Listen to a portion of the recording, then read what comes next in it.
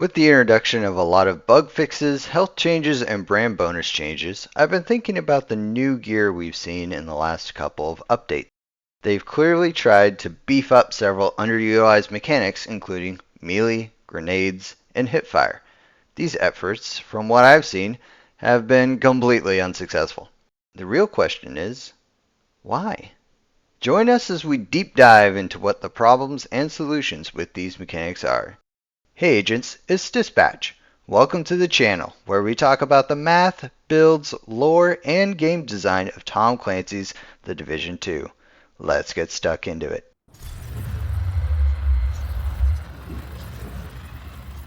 Okay, first up, let's look at melee. Executing a melee attack on enemies is extremely dangerous. The range requirement is very short enough that sometimes you'll get weird camera behavior that makes it almost impossible to hit the enemy for a short bit of time. The melee animation takes a considerable amount of time to execute and recover from to be able to do other forms of damage. These two issues are going to become a theme, so note them down. Not to mention you can also get meleeed by the enemy, which will stagger you and pretty much guarantee you become unalive. So basically, you're going to be outflanking yourself and locking yourself in an animation and dealing with possible camera issues. Melee must do tons of damage, right? No. Melee damage in the Division 2 appears on 5 items: the Claws Out holster, Sweet Dreams, Lady Death, Shocker Punch, and Bloody Knuckles. The Claws Out holster is probably the most rare item in the game. The others are all exotics. Even with the Claws Out and Lady Death, melee damage is still not enough to do a significant amount of damage. The Sweet Dreams has definite potential, especially in certain circumstances, as it gives you a guaranteed kill on reds and purples. The Bloody Knuckles gives you a paltry amount of weapon damage and melee damage that actually lasts for a decent amount of time. It has a cooldown, however, so if you want to reactivate it, you'll have to land 2 grenade or melee attacks to re-proc it. The Shocker Punch gives you several bonuses that you will never need: shock resistance, explosive resistance, and hazard protection. The devs clearly tried something different here in the most annoying way possible. They made it synergize with shields, which are already the most popular skill, and with the St. Elmo's, the most popular exotic. Even then, most people don't use it because it sucks. Again, these damage bonuses don't make melee worth it, and it's in the same slot as Claws Out. The St. Elmo's is an accurate AR with good optimal range and no melee damage bonus. Why would you want to use it at point blank range? This exotic pigeonholes you into using certain pieces on your build, so it's not very interesting to use. Plus, the bonuses still suck for the most part. Maybe there's a shock crowd control build in there somewhere, but it didn't work for me. Amplifiers like the Striker Shield, Glass Cannon, etc. don't seem to actually increase melee damage. There's also a strange mechanic that your damage is reduced by almost half against armor and armor-plated enemies until you get to their health. Bizarre. The highest damage I could get with the melee build was around 2.3 million, and it usually took 2 hits to kill a red. Anything with armor took many hits to take down on heroic. Of course, that's not taking into account the Sweet Dreams, which does like insane damage because it's one-shotting. So we can see that there are tons of downsides to melee with pretty much no upside. In most games, melee is either a quick high damage attack, or it one-shots the enemy, or it's part of a stealth mechanic. The Division devs apparently didn't know what to do with it, so let's fix that for them. Melee needs to be a lot faster when not having our shield out, and a shield should do a lot more damage. If we're in close proximity to an enemy, we should be able to melee and then quickly spray the enemy down, or use it as a quick attack to finish off an opponent when we run our mag dry. One other thing they could do is introduce melee weapons. I doubt this would happen, and I hope that it doesn't, but a melee-based build would be an interesting addition. Maybe in the next division they could incorporate melee weapons as both weapon and utility tool, like in Rainbow Six Siege, or something like that. Just a thought. Okay, now on to grenades. Again, in most other games, grenades are some of the most powerful tools in your arsenal, capable of doing tons of damage to multiple enemies at once. Usually, there's a certain one-hit kill range in proximity to the explosion or a status effect. In Division 2, we once again have a problem where, at higher difficulties, the damage is minuscule. Grenades thankfully do more damage with amplifiers and explosive damage or status effects. However, they're still very much below par in terms of damage. Grenades all take a while to detonate, so unless you're initiating the fight with them or timing them perfectly on a spawn location, you're gonna miss. Most of them have a very small radius, and this allows enemies to roll out of the way. This ability to displace the enemy would be a valuable tool if it didn't take so long to throw and then recover from the grenade throw. Usually by the time you're able to shoot, the enemy has already rolled back into cover or is pretty close. The only exceptions to the radius problem are the flashbang and incendiary grenades. What do you know, those are the two most useful grenades. The fire grenade has the additional benefit of leaving a pool of fire that persists after the grenade has detonated. Alright, so we've got problems. What talents and attributes synergize with grenades to give us a leg up? Well, for status effect grenades, there's of course those status effect builds that you can run. That actually helps out a lot, but we've still got a problem of why use a grenade and not your skills, which take less time to deploy. Similar to melee, we've got some exotics that benefit from grenades and some competing pieces. We've got the Collector, Acosta's Go Bag, Mad Bomber, Festive Delivery, and Sledgehammer. Bizarrely, the Collector exotic and Mad Bomber talent both go in the chest slot and do almost the same thing. Mad Bomber gives a big radius increase, refunds grenades that kill the enemy, and a paltry bit of bonus armor while aiming grenades. Sometimes the game doesn't like to credit your grenades with kills though, so it isn't that reliable. Being able to cook grenades in addition sounds good, and probably has a high skill ceiling. However, every second that you're cooking your grenade is a second you're not outputting damage. The Collector, on the other hand, also gives us grenade radius and refunds grenades. What's different is that the grenade regen only happens at 1 or 0 grenades left, but doesn't rely on kills. It gives us some grenade damage, so that's pretty dope. But why are there two things that operate very similarly in the same slot? And that leads us into another issue with these pieces. If we've got a status effect grenade, why not use status effect talents? Why use Acosta's Go Bag when we have a massive 30% damage boost from the Eclipse backpack? Maybe if we're just doing crowd control, we can make it work. Throw the Eclipse chest on instead. Doable. But this awkward tension between different options, when they're hard to make work in the first place, leads to an unsatisfactory build experience. The Festive Delivery backpack is actually a lot of fun, but only works with the standard grenade. It's too bad that it's only available during the winter events. Sledgehammer is actually a pretty good talent, giving a big damage boost. It's a bit weird and confusing as to how the multiplier works, but just know that it's very good.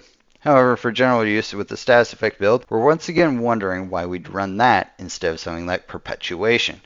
Sledgehammer is definitely better for a support build or against big bosses, so this one is a bit more clear cut, but still annoying how we always have this tension existing on our grenade build.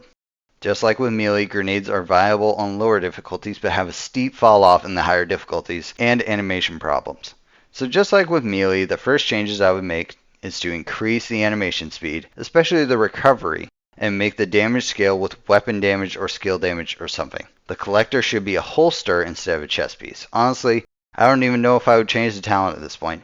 Let me feel like a grenading god with tons of grenades and lots of damage. If the radiuses or damages aren't tuned, they absolutely need to detonate faster. Nothing is more demoralizing than tossing out all your grenades and having the enemies dodge every single one, rolling all over the place.